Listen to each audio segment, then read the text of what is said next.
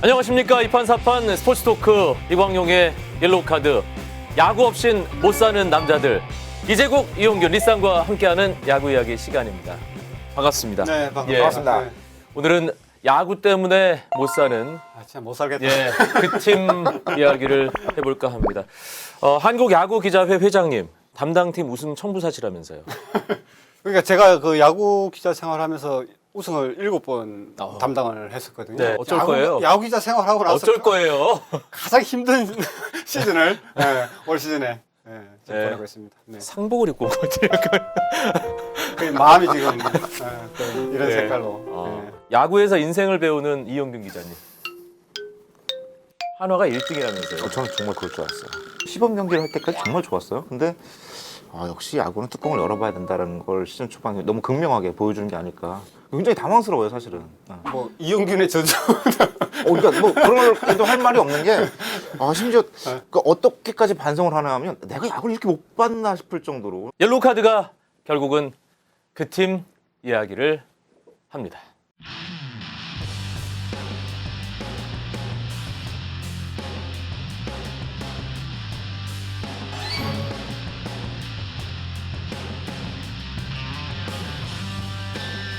오늘이 4월 25일 월요일 아침입니다. 녹화 시점 현재 한화 이글스 19경기 치렀고요.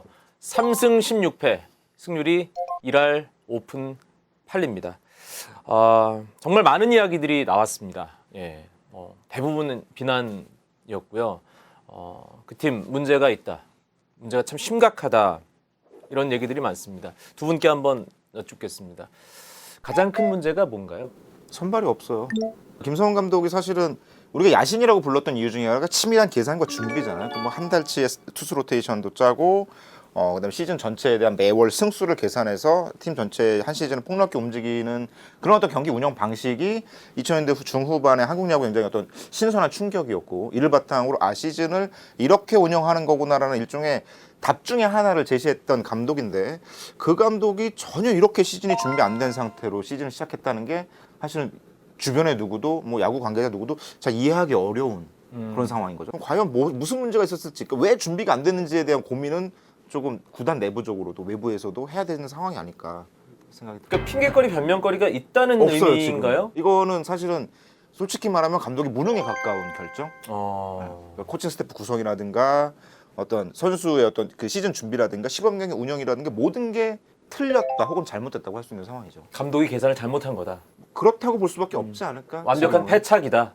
예. 그러니까 사실은 패착이 없었던 게 패착조차도 없었던 게 문제가 아닐까. 근데 그러니까 패착이었다면 누군가 믿었는데 그 선수가 잘못해야 되는데 지금은 그냥 다 못하고 있는 상황이니까. 이재국 기자는 어떻게 생각하세요? 담당팀이잖아요, 이재국 기자. 네네. 이용균 기자가 얘기한 선발이 없다. 이건 무능에 가깝다. 이 부분에 대해서 좀 하실 말씀입니다. 그 선수들 1회만 되면 그 선발 투수를 내면 선발 투수가 물론 못 던지니까 강판을 시키겠지만 첫 번째 투수요. 첫 번째 투수. 첫 번째 네. 투수라는 그런 방식으로 해서 나가서 볼넷 하나 주면 선수가 벤치 쳐다봐야 되죠. 그러면 선수가 한 두세 명이 우르르 가 불펜으로 가요. 김재영 선수라든지 뭐 좋았던 선수들 많아요. 많은데 김재영, 신재영 똑같은 기대감을 가지고 올 시즌 시작했어요. 그러니까 신재영 선수가 하나전에 할 때 초반에 안 좋아가지고 막 흔들리고 했잖아요. 놔뒀잖아요. 알아서 해라. 오늘 네가 선발이기 때문에 네가 오늘 말아먹든 말든 네가 알아서 해라. 그렇게 해서 탄생을 한 게 신재영 선수거든요. 그걸 감독이 선수들한테 믿음을 보여줘야 되는 거죠. 선수를 못 믿고 지금 계속 운영을 하고 있기 때문에 투수가 올라가면 불안한 심리, 그리고 선수들이 올라가면 나는 그냥 가장 먼저 올라가는 투수, 다음 투수는 누구누구 대기를 할 거라는 그런 생각을 하고 내가 이 경기를 책임지겠다는 게 아니라 그런 식의 불안한 심리를 가지고 투수가 마운드에 선다 그러면 상대 타자와 상대를 하는 게 아니라 결국은 벤치와 상대를 하는 거잖아요. 자기 팀 벤치와. 그렇죠. 네. 그런 상황에서 과연 어떤 투구가 나올 것인가. 내가 여기서 공을 안타를 맞고 볼넷을 주고 그리고 불펜 투수 두세 명이 1회부터 저기 들어가요. 그런 상황에서 과연 그 투수들이 자기 공들을 던져 나갈 수 있는가, 성장이 가능한가.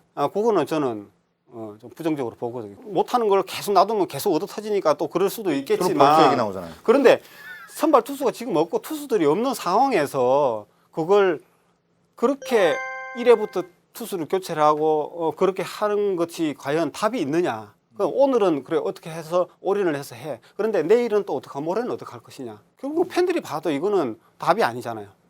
근데 물론 뭐 더 고민하는 사람은 김성 감독 본인이겠지만 과연 그렇게 해서 1년 지금 남은 게임을 120여 게임을 갖다가 과연 운영을 할 수 있겠느냐. 그 부분에 있어서는 분명한 변화가 필요하다. 과연 이게 어디서부터 잘못됐는가. 결국 지금 보이는 게 이제 이 성적은 경기력의 문제 하고 크게 보면 지금 부상자의 문제라고 볼 수가 있거든요. 그러니까 경기력의 문제, 부상자의 문제. 그러면 그것이 어떻게 돼서 시작됐는지에 대해서는 역산을 좀 해봐야 되지 않나. 어디서부터 잘못됐는지. 하나가 워낙 그 강훈련을 하기 때문에 날이 따뜻한 지방에 가면 선수들이 퍼져버리거든요. 훈련 그 길게 훈련을 할 수가 없잖아요. 더운 나라 가면 괌이라든지 사이판 같은 데 가면. 그렇지만 이제 그런 걸 많이 하기 위해서 오히려 추운 게 많은 훈련을 하기에는 더 낫다. 많이 움직이니까 땀이 나니까. 그래서 이제 시작을 했는데 결국은 그 올해 하나 선수들이 굉장히 많이 독감이 많이 걸렸어요. 독감이 걸리고 날씨가 또 일본이 그렇죠. 예년과 달리 많이 추웠다면서요. 추웠죠. 예. 그러니까 작년에도 저도 가보고 했지만 이 스프링 캠프에서 모닥불을 피워놓고 훈련을 하고 있거든요. 그래 달리고 던지고 치고 막 하면 땀이 나요. 근데 잠시 쉬잖아요. 휴식하고 있을 때 선수들이 점퍼를 입고 있거든요. 두꺼운 겨울 그 점퍼를. 급격한 어떤 그렇죠. 그 체온의 변화는 바로 또 감기에 대한 그렇죠. 그런 면역력, 위험성이 있잖아요. 그렇죠. 그리고 예. 피로도 증가와 그다음에 이 추위 여기서 뭐 손에 장갑을 끼고 점퍼를 입고 이런 그 환경에서 훈련을 하는 게 과연 답이 맞는가? 선수들도 이야기를 하는 게 그때 좀 많이 추워가지고 우리가 면역력이 많이 떨어졌던 것 같다 이런 이야기들을 많이 하거든요. 그게 지금까지 영향이 있는 거예요. 그렇죠. 그게 왜냐면 예. 이 시동을 걸어서 이렇게 올라와야 되잖아요. 쭉 가면서 몸을 만들고 그렇게 하고 그다음에 이제 투수들 같은 경우는 투구수를 늘려가고 실전 감각 올리기 위해서 이제 전력 투구를 하고 이렇거든요. 타자들도 마찬가지 이러는데 타자들은 그나마 조금 낫지만 투수들은 그 프로그램이 있거든요. 근데 거기서 한번 꺾여가지고 다운이 돼버리니까 몸이 아프지 않았지만 컨디션이 다운이 돼버리니까 또 다시 처음부터 시작을 하려고 그러는데 그게 잘 안 되는 거죠. 그렇게 하면서 마음이 급하니까 또 과다한 투구수 무리하게 또 되고 그러면서 피로도라든지 뭐 어깨라든지 팔꿈치 같은데 그런 부분에서 안 좋은 그런 현상들도 또 나타났거든요. 그러니까 그런 부분에 있어서 준비 과정에 그런 문제들을 결국은 짚지 않을 수 없다. 근데 김성훈 감독의 뭐 최고의 성공 시대는 2007년부터 2011년 중반까지 SK 감독으로 재임하던 때인데 2007년부터 10년까지 4시즌 풀로 감독으로 지내면서 3번의 우승과 1번의 준우승을 했단 말이에요. 다들 우리가 알고 있는. 그렇죠. 네. 네. 근데 그때도 스프링 캠프를 고치해서 꾸렸고 팀의 지원도 지금 한화가 지원하는 것 그리고 선수단 구성도 지금이 오히려 나으면 나았지 덜하진 않다는 생각이 들거든요. 예. 뭐에서 그러면 구멍이 숭숭 뚫린 건가요? 여러 가지 해석이 가능할 수 있어요. SK 시절의 또 선수 구성과 하나 시절의 선수 구성이 좀 다르다라는 측면. 그러니까 SK 선수들은 어린 선수들이 많았고 그 훈련을 소화할 수 있는 어떤 체력적인 기반이 돼 있는 선수라고 한 반면 하나 선수들은 기존에 나이가 많은 베테랑들이 많고 같은 훈련을 소화하기보다는 이 선수들은 좀 다른 방식으로 접근했어야 되는 것이 아니냐. 사실은 김성훈 감독이 고양 원더스에서 보여줬던 그 야구의 흐름, SK에서 보여줬던 야구의 흐름이 굉장히 희망이라는 단어와 좀 맞닿는 측면들이 있었어요. 특히 어린 선수들, 젊은 선수들, 기존에 이름값 있는 베테랑들에 가려져 있던 선수들의 성장을 통해서 그들에게 새로운 기회를 준다는 점. 하나 팬들이 바랐던 부분도 그런 부분이었거든요. 그러니까 하나의 선수들이 점점 나이가 들어가고 있는 가운데 새로운 선수들을 육성해서 하나의 체질이 개선이 되고 보다 나은 야구를 할 수 있으면 얼마나 좋을까라는 부분과 함께 이 당시의 한국 사회의 분위기 중에 하나가 그런 게 있습니다. 그러니까 아무리 노력해도 수주하면 안 된다. 타고난 수저를 극복할 수 없다. 네, 그런데 네. 김성훈 감독의 야구는 사실은 혹독한 지옥 훈련으로 대표되는 혹독한 노력을 통해서 그걸 뛰어넘을 수 있는 가능성을 계속해서 보여주는 야구를 잘 그 포장이 부분들이 됐던. 이제 하나 네. 팬들이 기대하고 열광했던 네. 부분 하나 선수들이 열심히 해서 제대로 성장하는 모습을 보고 싶다라는 열망들이 굉장히 많았는데 그 부분들이 지난 시즌 후반 새 선수들의 활약, 그러니까 팀 성적이 계속 떨어지고 있는 가운데 새로운 선수들에게 기회를 주는 대신 있는 선수들 쥐어짜는 경기 운영이 이루어져. 스토브리그 동안 그렇다면 이제 새로운 선수들을 발굴을 해서 이루어지겠다 생각을 했는데 비싼 FA 선수들이 들어왔죠. 이 선수가 정말 잘할 수 있을까라는 선수도 들어왔고 2차 드래프트에서 어린 유망주를 뽑아오는 대신에 굉장히 상위 픽이 가능했음에도 불구하고 다른 팀에서 사실상 방출이 될 수 있을 법한 노장 선수들을 영입을 하고 이 과정에서 오히려 2차 드래프트를 통해서 팀의 유망주로 했던 선수들이 떠나고 트레이드로 떠나고 보상 선수로 떠나고 그런 과정들이 겹치면서 우리가 바랐던 희망의 어떤 싹들이 좀 잘라진 것이 아니냐 이런 불만들이 사실은 하나 팬들 사이 혹은 야구 팬들 전체에 있어서 굉장히 크게 올라와 있는 상태. 구단에서는 이 플랜을 가지고 이 이야기를 하잖아요. 플랜을 가지고 이 선수가 왔을 때 2년을 기다려줬잖아요, 군대를. 그러면 그 선수를 최소한 1년, 2년, 3년 이렇게 지켜봐야죠. 심지어 군대를 갔다 온 선수도 감독한테 인사를 하러 갔는데 그 다음에 나가야 되는, 구단을 나가야 되는 그런 상황이 벌어지니까 그 제일 문제가 피해가 뭐냐 하면 이 지금 프로야구가 35년이나 지금 지났잖아요. 근데 그 시스템이 지금 이제 구축이 되고 프로야구가 현대화되고 있는 그 과정에서 이 감독이 모든 야구를 혼자서 다 주무르려고 하는 투수, 타자, 야수 모든 것을 본인이 다 하려고 그래요. 이제 코치들이 있는데 이 코치들은 사실상 지금 허수아비 같은 그런 존재로 지금 전락을 하는 거죠. 왜냐하면 지금 현재 감독한테 직언을 한다든지 이렇게 가야 될 것 같습니다라고 이걸 갖다가 마음에 있는 것을 제대로 이야기를 할 수 있는 구조가 되느냐? 안 되겠죠. 지금 현재 그게 구조가 안 되는 그 부분이 가장 큰 문제가 지금 아닌가 그렇게 생각이 돼요. 그러니까 이 감독한테 직언을 할 수 있는 코치가 아무도 없다. 실제로 지금 김성근 사단이 지금 다 들어왔잖아요. 코치들이고 뭐고 다 들어와가지고 하는데 거기서 빙그레부터 해서 잔뼈가 굵어가지고 중심을 잡아줄 수 있는 누군가가 사실은 좀 어떻게 보면 있어야 되는 그런 상황인데 그 사람이 아무도 없어요. 그래도 현장이 있고 또 그 현장과 관련된 여러 가지를 지원하고 뭐 나름대로 어떤 그 운영의 한 몫을 담당하는 운영팀이라는 게 야구단 프런트엔 존재를 하잖아요. 그럼 이제 한화는 운영팀은 전혀 아무런 역할을 하고 있지 않다는 그야말로 디스플레이. 지원팀이죠. 예. 그렇죠. 감독이 생각대로 모든 것을 다 해야 되는 거예요. 그게 프런트가 지금 직무 유기를 하고 있는 거죠. 직무 6인가요? 아니면 개입을 못하는 구조인 건가요? 김성 감독 영입을 할 때 정권을 주는 약속을 하고 데리고 왔기 때문에 네. 지금 현재 할 수가 없는 프런트에서는 거죠. 할 수가 없는 상황이고 지금 그리고 김성 감독을 영입을 한 거는 성적을 어떻게 해서 내라고 해서 한 거기 때문에 이 감독이 하고자 하는 방향대로 지금 지원을 해주겠다라는 쪽으로 그냥 다 하는 거거든요. 김성환 감독에게 정권을 부여하는 방식 자체는 틀렸다고 생각하잖아요. 김성환 감독 영입하려면 그렇게 하는 게 맞아요. 그래서 지난 시즌 초반에 어느 정도 성공을 했고, 근데 지금 뭐 돌이켜 보면 김성환 감독의 야구가 지금 2016년에는 안 맞는 것이 아닌가라는 생각이 많이 듭니다. 모든 이 두 분의 이야기가 야신이 틀렸다거든요, 지금. 2016년 야신의 방식은 틀렸다인데 그러면 그대로 야신이 존재하고 그 스타일이 고수가 되면 한화는 출구가 없는 거네요. 출구가 있을까요? 가능할까요? 그냥 전 사실 여기서 승수가 추가된다고 팬들이 마음이 돌아설 것 같지는 않거든요. 뭐 네. 연승을 하다 20연승 하면 섣돌아서 계속.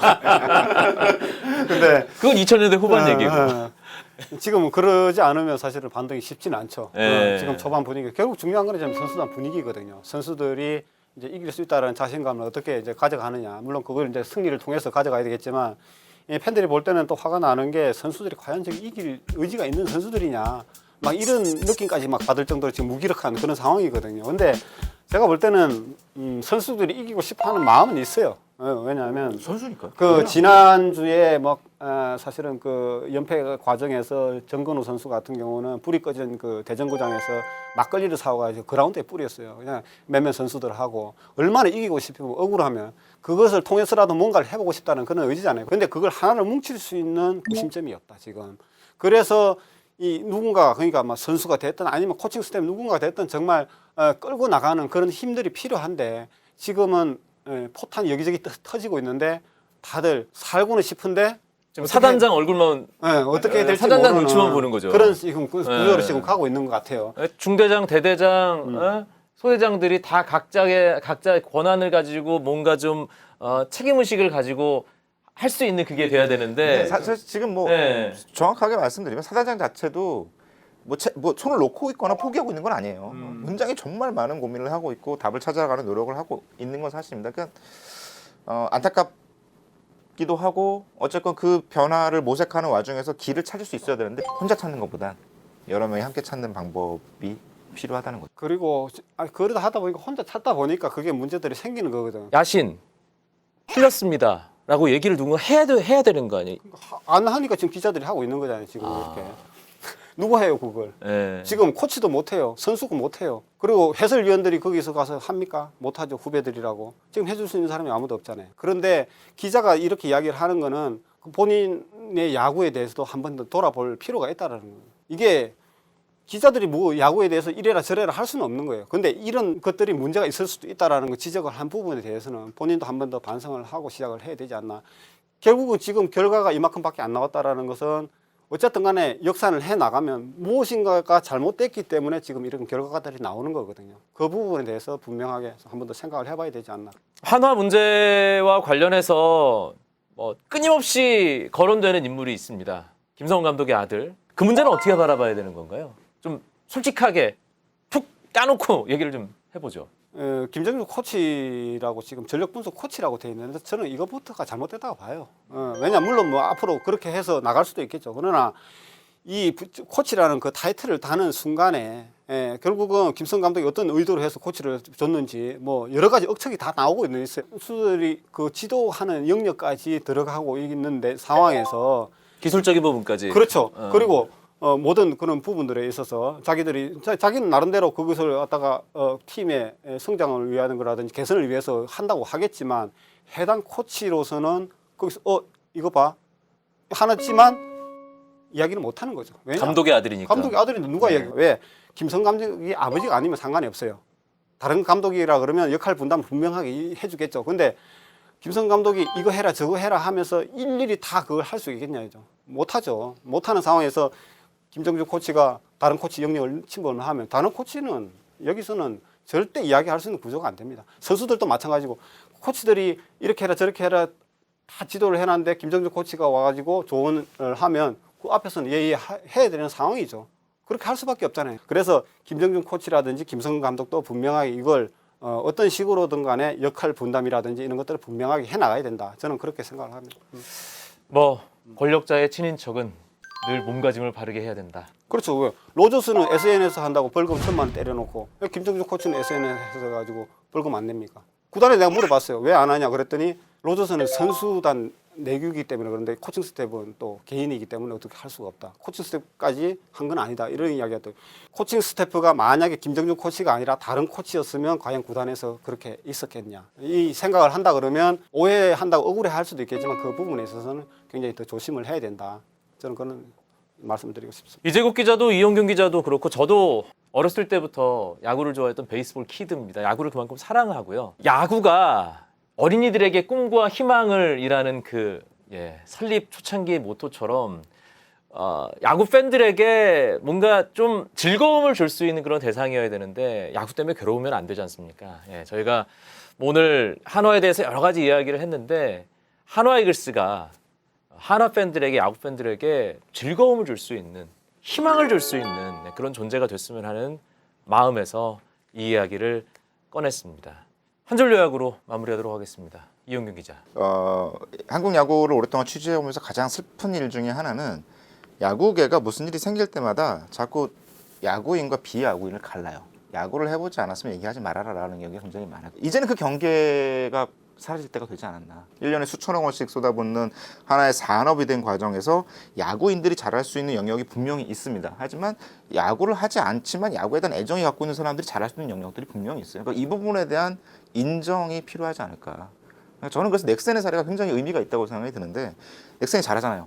그것도 염기현 감독 혼자 잘했을까요? 그건 아닐 거예요. 이장석 대표에 대한 야구에 대한 애정도 충분히 크고 넥센의 성장에 가장 큰 역할을 했던 코치 중에 하나 이지풍 코치 있잖아요. 야구 안 했거든요. 체육 전공을 해가긴 했지만 이지풍 트레이닝 코치가 야구 그 넥센이라는 팀에 끼친 영향 이런 부분들에 대한 만들어줘. 이런 부분들에 대한 어떤 전체적인 재평가가 이루어진다면 한화의 야구의 어떤 탈출구 중에 하나도 해법 중에 하나도 보이지 않을까라는 생각을 해봅니다. 물론 넥센을 따라하라는 얘기는 전혀 아니지만 한화 구단 전체가 야구인 비야구인 가르지 말고 한데 모여서 의견을 좀 나누고 방법을 찾아야겠죠.